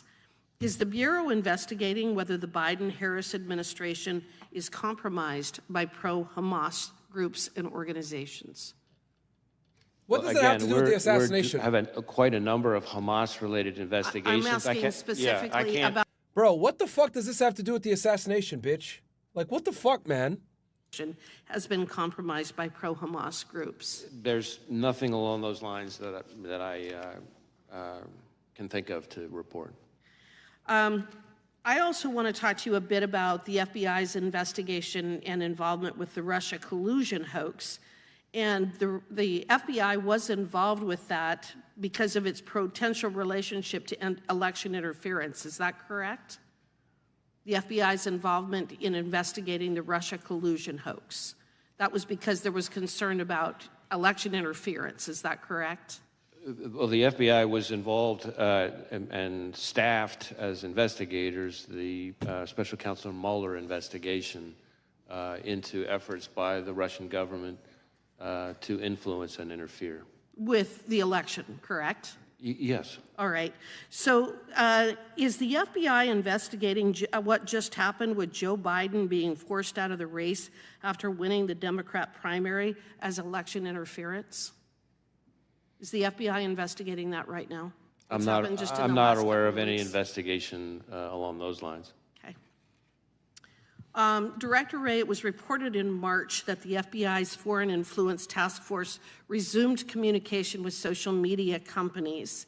And an FBI spokesman has stated that, quote, in coordination with the Department of Justice, the FBI recently implemented procedures to facilitate sharing information about foreign malign influence with social media companies in a way that reinforces that private companies are free to decide on their own whether and how to take action on the information, end quote. Director Wray, what specifically is the FBI doing to reinforce that such decisions are, in fact, for the private companies to make and not the administration? So I think the best way to summarize it is that the guidance makes all kinds of additional steps to underscore that the FBI has no interest in participating in any way whatsoever in the company's decision-making, that companies are completely free to take any actions on their own, that we are simply passing information on to them for them to do whatever it is they want to do independently, consistent with, I should say, I very much appreciate the Supreme Court's finding that no evidence that the FBI coerced platforms to take content down. Well, I don't believe that that's what the Supreme Court found. What the Supreme Court found was that the parties involved didn't have standing, but I think there's a whole body of evidence and legal analysis demonstrating that, in fact, this administration was violating the First Amendment rights of folks through social media companies. I'm just going to ask one final very quick question. If the FBI was involved in the removal or restriction of speech of Americans, do you agree that this would be a violation of the First Amendment? Well, again, I'm not going to engage in hypotheticals. My understanding and my strong view from everything I've seen is that we did not violate the First Amendment. Okay. Gentlelady yields back. Gentleman from Texas is recognized. Thank you, Director. I've just got two easy questions for You you. didn't ask anything about the assassination. What the fuck, bro? In February, Donald Trump Jr. received a letter containing a white suspicious powder that read, quote, Lee Harvey Oswald's grandson must complete his contract, end quote. The United States Secret Service and the FBI said they would investigate the matter, and 5 months later, no more information has been released. I've also visited with Mr. Trump, and he has not received any information either. Why is that? So as I sit here right now, I'm not familiar with the specific investigation, but I do know that we have had, unfortunately, quite a few investigations of threatening mailings and white powder letters and things like that. So I'm happy to drill into it and have us circle back to and see if there's more information we can share about it. Thank you. And would you maybe circle back to the Mr. Trump, Donald Jr.? I think they'd like an update as well. Sure. Let me, again, I don't, like I said, I'm not familiar with the specifics, but I'm happy to have us look into it. Dude brought up a random case as if the director's going to know about that. He ain't going to know about that. Pittsburgh field office now handling the assassination attempt investigation. Is that right? Well, there's several. There at Pittsburgh field office is the lead office. We obviously have lots of, I Told think you it's guys about that? half, maybe over half of the FBI's field offices are working on this, including almost every headquarters division. So we have lots and lots and lots, several hundreds of employees working on it. All right, but yes. Pittsburgh's the lead. Okay. This is the same office that botched the Hunter Biden laptop case. And they, in my view, and my constituents and many Americans, displayed a clear reluctance, that's a quote, reluctance to really do any tasking, quote, effectively failing to investigate, according to the U.S. attorney on the case. My question is, how can we trust this office, and why does it keep reappearing in critical election-related investigations, or is that just dumb luck? So I want to be a little bit careful on what I can say here, because some of what you're talking about relates to an ongoing investigation being led by the special counsel, Mr. Weiss. But what I can tell you is that the Pittsburgh field office's involvement in the matter you're talking about was the choice by the Attorney General Barr to have the U.S. Attorney and the FBI field office in Pittsburgh handle that particular matter. As to your summary or characterization of what U.S. Attorney, now former U.S. Attorney Brady actually said, I'd have to see the whole context. I'm not quite sure that's what he said, but I think as to your overall question about confidence, what I would tell you is we have, that's the point I'm trying to make about the sheer breadth of our investigation. Yes, the Pittsburgh field office is the office on the ground. That's where the attempted assassination happened. But we are using the full might of the FBI, criminal and national security. That's why I'm pointing out that multiple field offices, over half of our field offices, almost every headquarters division, several hundreds of employees. These are people who are working around the clock to deal with this historic attack. And I have the utmost confidence in those hundreds of employees, agents, analysts, and professional staff, and the American people should too. I yield to Mr. Jordan. I appreciate the gentleman yielding. Director, I guess I'm not clear exactly where you said there were 8 shell casings on the roof, so 8 bullets were fired. We obviously know that Mr. Comparatore lost his life. Two other rally goers were injured, seriously injured, and then the one that hit President Trump. Does that account for, were some of these individuals hit multiple times? Where did all 8 bullets go, is I guess my question. I don't have that in front of me. I'm happy to circle back and get that to you. It's assuming we have that information yet. As I said, I think with respect to former President Trump, there's some question about whether or not it's a bullet or shrapnel that that hit his ear. So it's conceivable. Although, as I sit here right now, I don't know whether that bullet, in addition to causing the grazing, could have also landed somewhere else. But where's the fucking case agent, man? Like, yo, see, with stuff like this, the case agent's gonna know all this stuff, and I'm surprised he's not sitting here behind them right now. Like, he should be the ones to see these guys, these three dudes behind the director. One of these should be the fucking case agent, so he can answer tell him, hey, actually it's XYZ, boom, boom, boom, boom, boom. I believe we've accounted for all of the shots and the cartridges, so let us get that. It's my understanding that the very first one was the one that hit the president. Is that the very first shot, or is that not accurate? I don't, as I sit here right now, I don't know the answer to that. I believe we know the answer to that. I just don't have it in front of me. Okay. Is there any chance I mean, it seems to me that this bad guy, the shooter, was focused on President Trump, but you indicated that he purchased 50 rounds of ammunition, I believe, earlier that day. Do you have any indications thus far in your investigation that in addition to going after and trying to assassinate the former president, he was also looking to do a lot more damage to other individuals? That's a hard question to answer. What I would say is I agree with you that his preparatory activity is what we've seen so far, the limited information that has been relevant and interesting about his preparatory activity does seem to be that he had settled on former President Trump as a target and this rally as his moment to try to take a shot. But in addition to the 50 rounds, of course, you have the issue of these explosive devices. Right. And so what else he may have had in mind is something that I think is very much of an open question. On the one hand, you have these explosive devices, including the one still back in his home that wasn't in quite the same stage as the one in the the ones in the vehicle. But he clearly had those explosive devices for some reason. And so we're trying to figure that out. As I've said before, sometimes in these kind of situations you find like a manifesto or something like that. It's frustrating to us, and I'm sure frustrating to you and the American people, that we haven't found anything quite like that. We'd love to have a roadmap that tells us exactly what he was thinking. We haven't found that yet. Doesn't mean we won't. We're looking all over the place, and we're going to leave no stone unturned. Thank you. A gentleman from Texas is recognized. Thank you, Mr. Chair. Thank you, Director, for being here today. I know it's been a very long day, busy day on Capitol Hill, and also I want to apologize in advance if there's any repetitive questions from me. But I have to ask, given that our sitting president resigned from the campaign on Sunday and the Secret Service Director resigned yesterday, you don't plan on resigning anytime soon, do you, sir? No, sir. Good to go. Earlier today, you told this committee that you recovered 8 bullet cartridges from the roof next to the shooter. And given that testimony, I have 2 questions for you. How many shots were fired at President Trump, and how many shots were fired in total of the entire day? I know I keep hearing 8, but were there any more that were unaccounted for?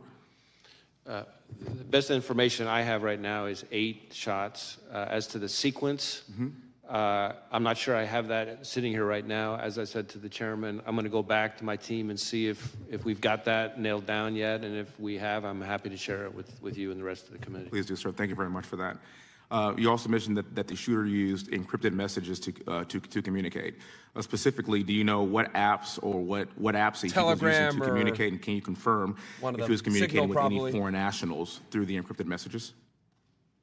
So as to the names of the apps, I don't have that right here in front of me. As far as communicating with any foreign actors, I'll say 2 things. One, we haven't, as I think I've testified before, but we have not, at the moment at least, identified any accomplices or co-conspirators, foreign or domestic. Okay. So that, as to foreign contacts, of course, that's part of why we want to get access to the encrypted messages, because that might tell us whether he'd been in contact with somebody. Thank you.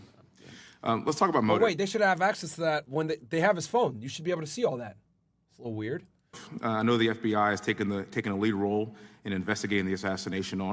See, this is the problem. These congressmen are idiots. Like I would counter that and I'd say, okay, but you have the phone. You got into it at Quantico. You have the live feed. You actually have the hard messages of who he's communicating with. Have you guys looked at that? See, this is the problem when you have congressmen that aren't law enforcement and don't understand this shit. On President Trump, your team has searched the shooter's phone, conducted countless interviews, done extensive research into his motives. As of today, July 24th, 2024, do you and your team know the motive of the shooter or have any idea on what could have driven it? Well, know and have any idea are two very different things. Okay. We do not know the motive. That is obviously one of the central questions in our investigation. And it's been very frustrating to us that a lot of the usual kind of low-hanging fruit places that we would find at have not yielded significant clues about his motive. Okay. Having said that, we have seen indications that he was interested in public figures. Mm-hmm. And that in the period around July 6th, leading up to July 13th, he does seem to have become very focused on this particular rally and former President Trump. But exactly what his thought process was in doing that, that's something that's still very much under investigation. I want to make something clear to the American people to try to help out what motive could be. And again, it's not my job to steer it, but here are some of my thoughts. I'm not sure about motive either, specifically, but I can tell you that after— The fuck is this shit? American fascism, NBC analyst, Trump re-raising U.S. flags on August 8th, every significant to neo-Nazi movie, The Hill. Biden says Trump uses Hitler's language, not America's, after Truth Social video goes viral. It's not wrong to compare Trump's America to what? This assassination attempt, people on both sides have said that both parties need to tone down the rhetoric. But recently, just on Monday, in fact, President Biden called into the Harris campaign event and said that President Trump was a threat to democracy. Just take a look behind me at these photos. This is a magazine cover of the New Republic from June 2024, published just 1 month before the assassination attempt on President Trump.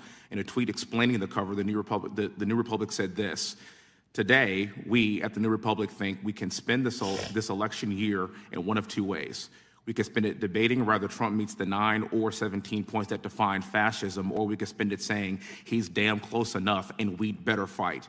We unreservedly choose the latter course." Now, sir, I know you said that the FBI doesn't have a clear motive yet, and you've explained that, but in your professional experience as an investigator, do you think that language like this could radicalize someone to engage in political violence? Okay, I see what he means now. I certainly understand the point of the question. What I would tell you is that, respectfully, I don't think it's appropriate for me as FBI director to be characterizing or engaging in public commentary on specific people's rhetoric. And that's because it's not that I don't understand why you're raising the question, but I'm saying that in my role, I have to be very careful to make sure we speak through our work, and we speak through our cases and our intelligence products, not the FBI director chiming in the public square on different people's political commentary. I understand. For the record. Yeah, he gave the politically correct answer there. In other words, we got to let the investigation play out and find out why he really wanted to. We can't speculate. There was an assassination attempt on an American president, and I will be asking these same questions even if it were President Biden. And my message to the American people is that we need to do better. I yield back the rest of my time, and thank you for being here, sir. I know it's been a very long day. Gentleman yields back. Gentleman from South Carolina is recognized. Thank you, Chairman, and thank you, Director, for being here. It's refreshing. I was in the oversight hearing earlier this week, and although we don't have an idea on everything, your ability to come in here and actually give way more than Director Cheadle ever did is somewhat refreshing. Well, that's because they're running the investigation, bro. Like, don't be disingenuous here. The reason why Cheadle couldn't say anything is because she's not running the case. This dude's agency is running the case. Therefore, he's giving way more answers. Like I told you guys on X a couple of days ago. You saw some pretty bipartisan frustrations exhibited in that particular hearing. I'm sure you've seen part of it. I want to follow up on a couple of lines of questions that I had with Director Cheadle that she actually answered, which was remarkable. One, she had indicated that Secret Service at the Trump rally did not have any radio recordings. Is that, in your investigation, is that accurate? I'm not sure I know the answer to that. I believe there may be some recordings on the local law enforcement side. As to whether or not we have recordings on the Secret Service side, I'd have to drill back into that. And the reason you might say, well, how the heck can you not know? Well, we certainly have interviewed lots of Secret Service employees. So what we know from the interviews versus some other source, as I sit here right now, I don't know.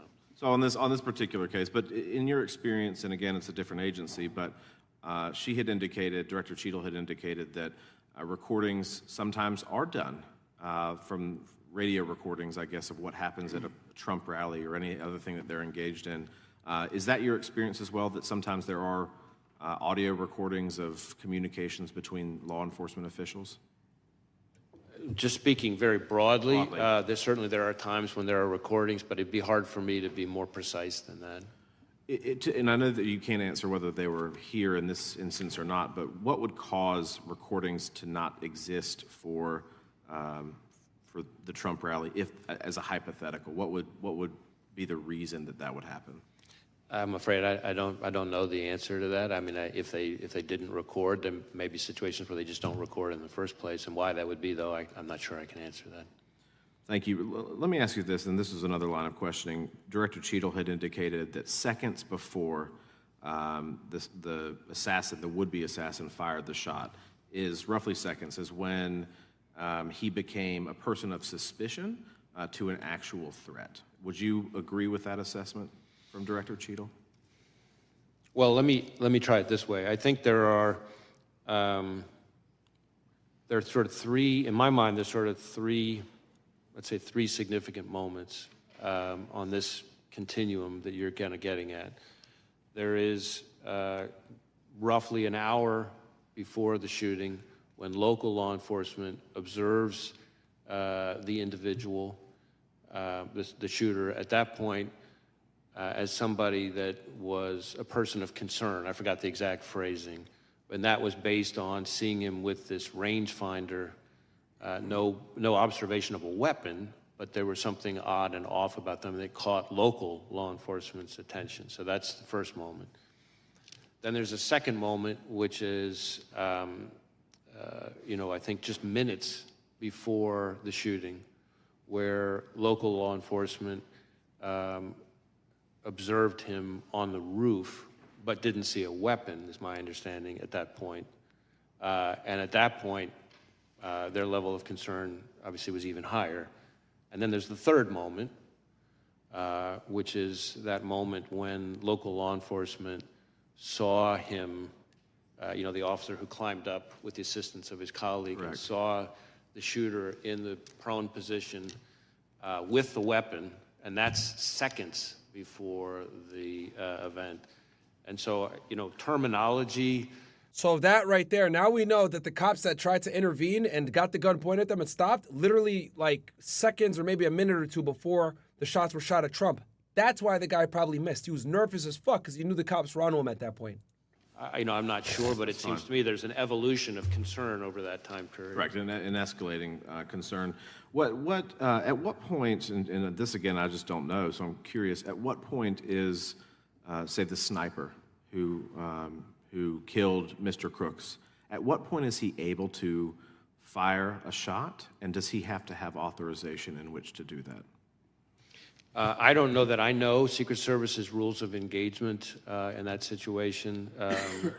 It's possible that our interview of the counter-sniper has uncovered that. Again, our focus has been, I certainly understand why you're asking the question, but our focus has been on the shooter himself and his actions and the attack.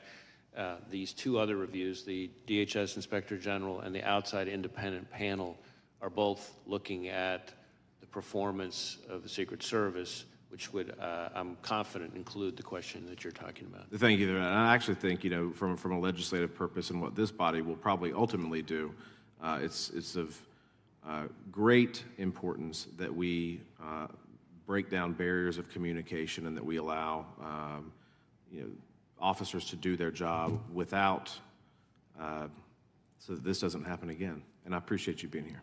Thank you, Director. Gentleman yields back. Gentleman from Ohio is recognized. Well, once again, as Congressman Fry said, we want to thank you for your time and a lot more information today than Monday. So thank you for that. I just have a handful of questions. I would love to have just a simple yes or no so we could get done with this. So on day one, President Biden issued an executive order mandating DEI programs in the executive branch. You responded by hiring FBI's first ever chief diversity officer.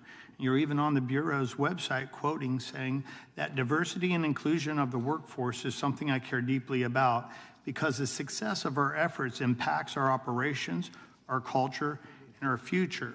End of quote. So, Director, just a simple yes or no, do you still find DEI hiring practices to be central to the FBI's operations, cultures, and future? I believe that diversity is an important part, is a core value of a high-performing organization. Do you have any concerns that our Homeland Security efforts will be hampered if the FBI continues to use DEI as a primary hiring measure? I don't believe that we use DEI as a primary hiring metric. I would say that we have not lowered our standards. Yes or no, please? Let me, if I could finish. It's not a yes or no question. We have not lowered our standards, and the facts back that up. Are you aware of a 112-page report compiled by senior agents and analysts which stated, quote, if the current trajectory of the FBI special agent recruitment and selection continues, using DEI as the primary and sole measure of our Homeland Security efforts will be significantly hampered. Do you know about that 112-page report? I'm aware of a report from a number of anonymous former employees. Thank you.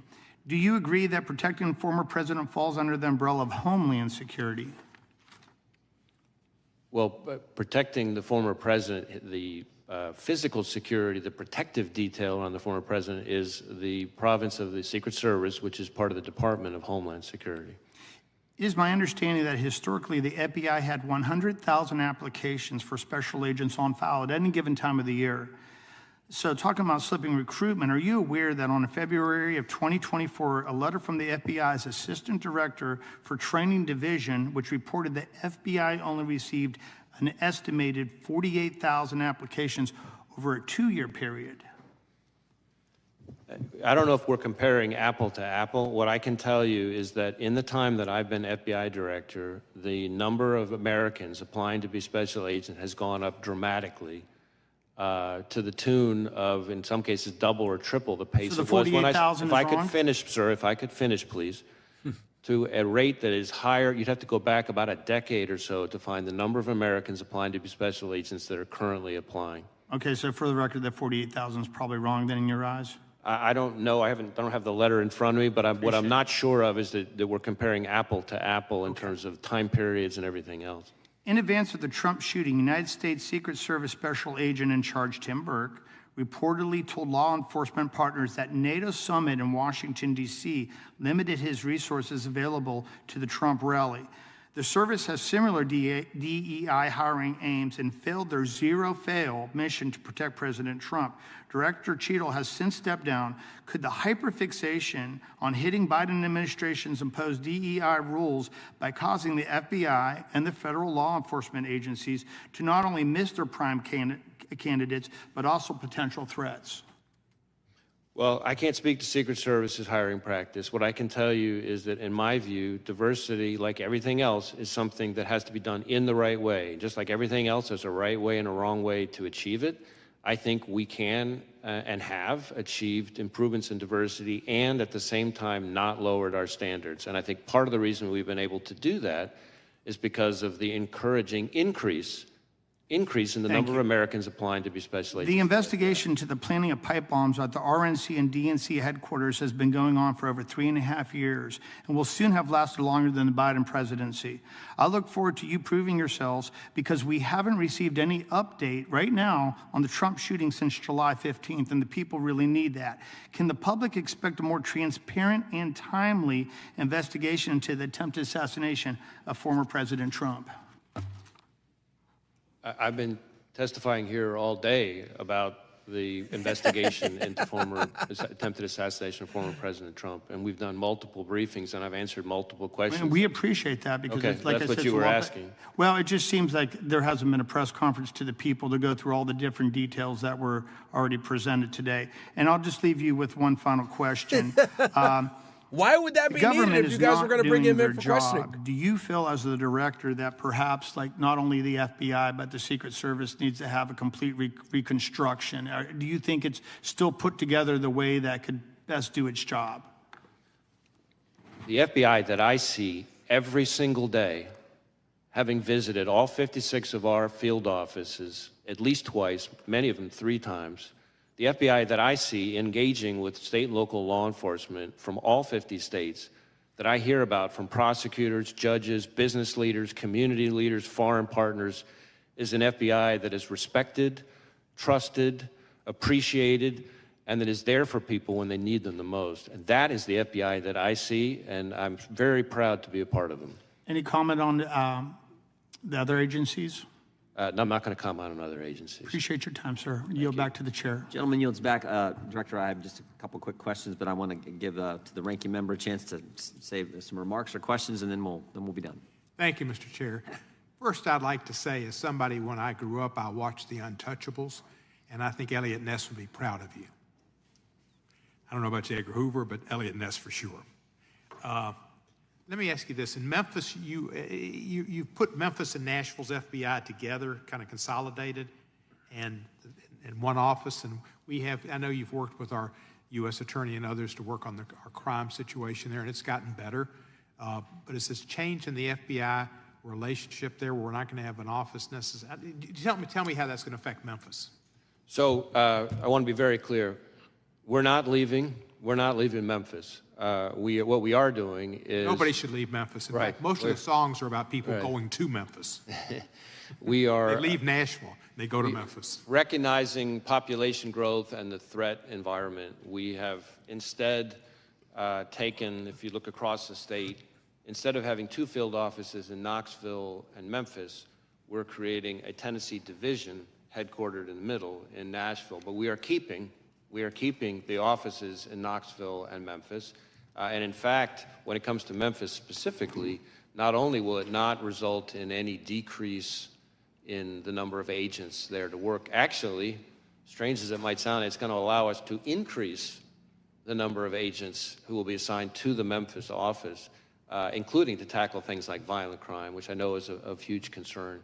And the reason for that is really the effect of this reorganization is to be able to reduce administrative roles that will be more consolidated in the middle in Nashville, but it'll allow us to increase the operational roles, the agent roles, the number of them in Memphis. So I think not only are we not leaving Memphis, we're actually increasing our investigative presence in Memphis as part of this, and we're going to be able to continue to collaborate closely with our great partners there without skipping a beat. Thank you. That's reassuring. One of the questions was asked over here was about previous assassination attempts on presidents. And obviously, I know you're a lot younger than me, but you probably did. Did you ever watch The Untouchables? I have watched it, yes. They had one of the programs was on Mayor Cermak. You know Mayor Cermak? I'm sorry, I couldn't hear you. Mayor Cermak. Do you know who he was? I do not. He was the mayor of Chicago. And in February of 1933, there was an assassination attempt on Franklin Roosevelt in Miami, Florida. And Mayor Cermak, C-E-R-M-A-K, was killed and said, "I'm glad it was me and not you." Allegedly, he said that. But anyway, that was an attempt, and it failed, and that was, Untouchables brought it into my consciousness. Allegedly, he said. But thank you for your work. I appreciate it very much. And I appreciate you're not looking into changing our Democratic nominee. That's something we normally do. Thank you. Director, I'm still not clear in my mind. When did the counter snipers, good guys, when did they first get eyes on the bad guy, the would-be assassin, on the roof of the AGR building? I'm not certain, but I'll take my best effort here. I guess I'm sorry to interrupt, but yeah. Did they have eyes on him before the local law enforcement was looking up on the roof and engaged with the bad guy shooter? I don't know the answer to that. I will look into that and get back. Case agent would know that. I believe we have the answer. I just don't know that I have it. I want to make. They definitely know it. It's just that he's not going to know because he's so far up as the director. And I've told you guys this before. Directors, a lot of the times, in this case, this guy's not even an 1811, guys. He's not even technically a special agent. He's a director. He's never carried a gun in his life. He's a former AUSA. So this is why it's so important to have the case agent there. He should be the one sitting here behind. You can see that these guys are all FBI, very obvious from their pins and shit like that. But yeah. Make sure I answer accurately. Because we thought from the briefings that Mr. Abate gave us, or Abate gave us, excuse me, Abate gave us, and the briefings you gave the Congress, that they did, but it wasn't clear from your testimony. So if you can get that answer to us, that would be helpful. I want to circle back just a third time, if I could, to the Iranian threat to President Trump and some others, former members of our government. Of course, that Netanyahu was trying to The reason I want to go back to that, because we now know that the Secret Service and Homeland Security denied resources to President Trump's detail that they had asked for. And it seems to me, if that all happened after you guys knew about the Iran threat and had briefed the Secret Service on that real threat, that's an even bigger problem. And that's why I was trying to get that timeline down, when you knew about it and when you briefed the Secret Service on the Iranians' threat to kill President Trump. So again, I really want to be careful to both be accurate, but also not to kind of stray into any kind of classified information or confirm the existence of classified information. So let me see if there's a way for us to get back to you on that question. I understand why you're asking. I knew that was coming. It may be easier to answer than I think, but at the moment, in an open hearing, I'm not sure if I can see the right way to do that. Fair enough. We'll expect answers to both of those questions, and you can get back to this. That'd be great. Finally, anything else you want to tell us that we didn't ask? I mean, you came today and you told us some things that weren't even prompted by questions, and I just want to make sure if there's anything else you want to tell us regarding July 13th and what you've discovered. Now's the time. Well, again, we're going to continue to engage with the Congress. I think we've covered a lot of the points that I really wanted to make sure that I got across, and just as I'm looking at my list, in one way or another, through the course of today's questioning, I think we've gotten through most of it. That concludes today's hearing. We thank our witness for appearing before the committee today. Without objection, all members will have 5 legislative days to submit additional written questions for the witness or additional materials for the record. Without objection, the hearing is adjourned. Boom. All right. So he answered quite a bit of questions, guys. We got some new facts. Obviously, the Oswald thing. Still didn't have answers for a lot of things. Obviously, the investigation is active, guys. I mean, it's kind of crazy that we're not even barely 2 weeks in, and they're answering questions on the case. So, and you got hundreds of agents involved. So that's what it is. It's what, 5 o'clock now? We got a show, Fresh to Fit, coming on later tonight.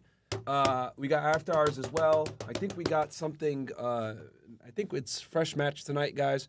We will see who's tomorrow.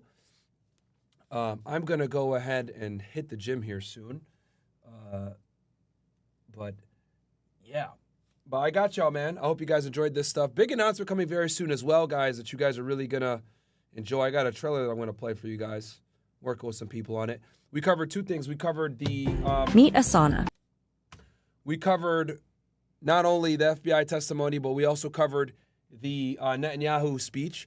Sorry, guys, that the stream went down. If you guys go look, and I'll show you guys kind of how it's organized on the channel, I have a part 1 and a part 2, okay? So you go here, boom, you'll see we're still live, obviously, on this one, but you're going to see a part 1 and a part 2, right? So just go ahead and, check it out. I'm going to get stamps for both of them for you guys as well. On Rumble, though, right, you literally have it all in one. And go follow my Fed Reacts channel is doing crazy numbers. It just doesn't have, it only got 21.8K followers, guys. Follow me on Fed Reacts on Rumble, because I go live, whenever I go live on Fed Reacts, I go live on YouTube and on Rumble. We got almost 3,000 people watching on Rumble. But, yeah, it's all in one stream, one shot here. So you might want to watch it on Rumble, to be honest with y'all. So go check it out, guys. There was a minor interruption while I was, fixing everything. But, yeah, and then also CastleClub.tv, we were back up on there. Guys, if you really want to support, CastleClub.tv is the place to do it, man. Okay, guys? As you guys know, we're demonetized on YouTube for being some real ninjas. And, Castle Club is how we are able to do what we do and stay free. So, guys, check us out over there, please. I gave y'all 2 streams, by the way, just so you guys know. Even though I was sick on Sunday, I made up for it. Gave you guys 2 different streams. I streamed yesterday and I streamed today. So, obviously some breaking stuff. We covered the state police, Pennsylvania State Police, testimony from yesterday and Cheadle, right? So that was yesterday. So yeah, man, go make sure to support over there, ninjas. It's we go hard in the paint. So the Cheeto one is on the Fresh and Fit one. I did everything today on Fed Reacts, just so you guys don't get confused. Destiny debate is going to be tomorrow, 8 p.m. between Andrew Wilson and Destiny. So I will be hosting that as well. I'll be monitoring that one. It's going to be a good one. And yeah, I'll catch you guys back here in a few hours for Fresh and Fit, man. Okay, tune in. We're going to be live on Rumble and on YouTube, as you guys know. I'll end the stream here so that I can go ahead and hit the gym. Love y'all, ninjas. Peace. Timestamps are going to be up soon. Later, guys.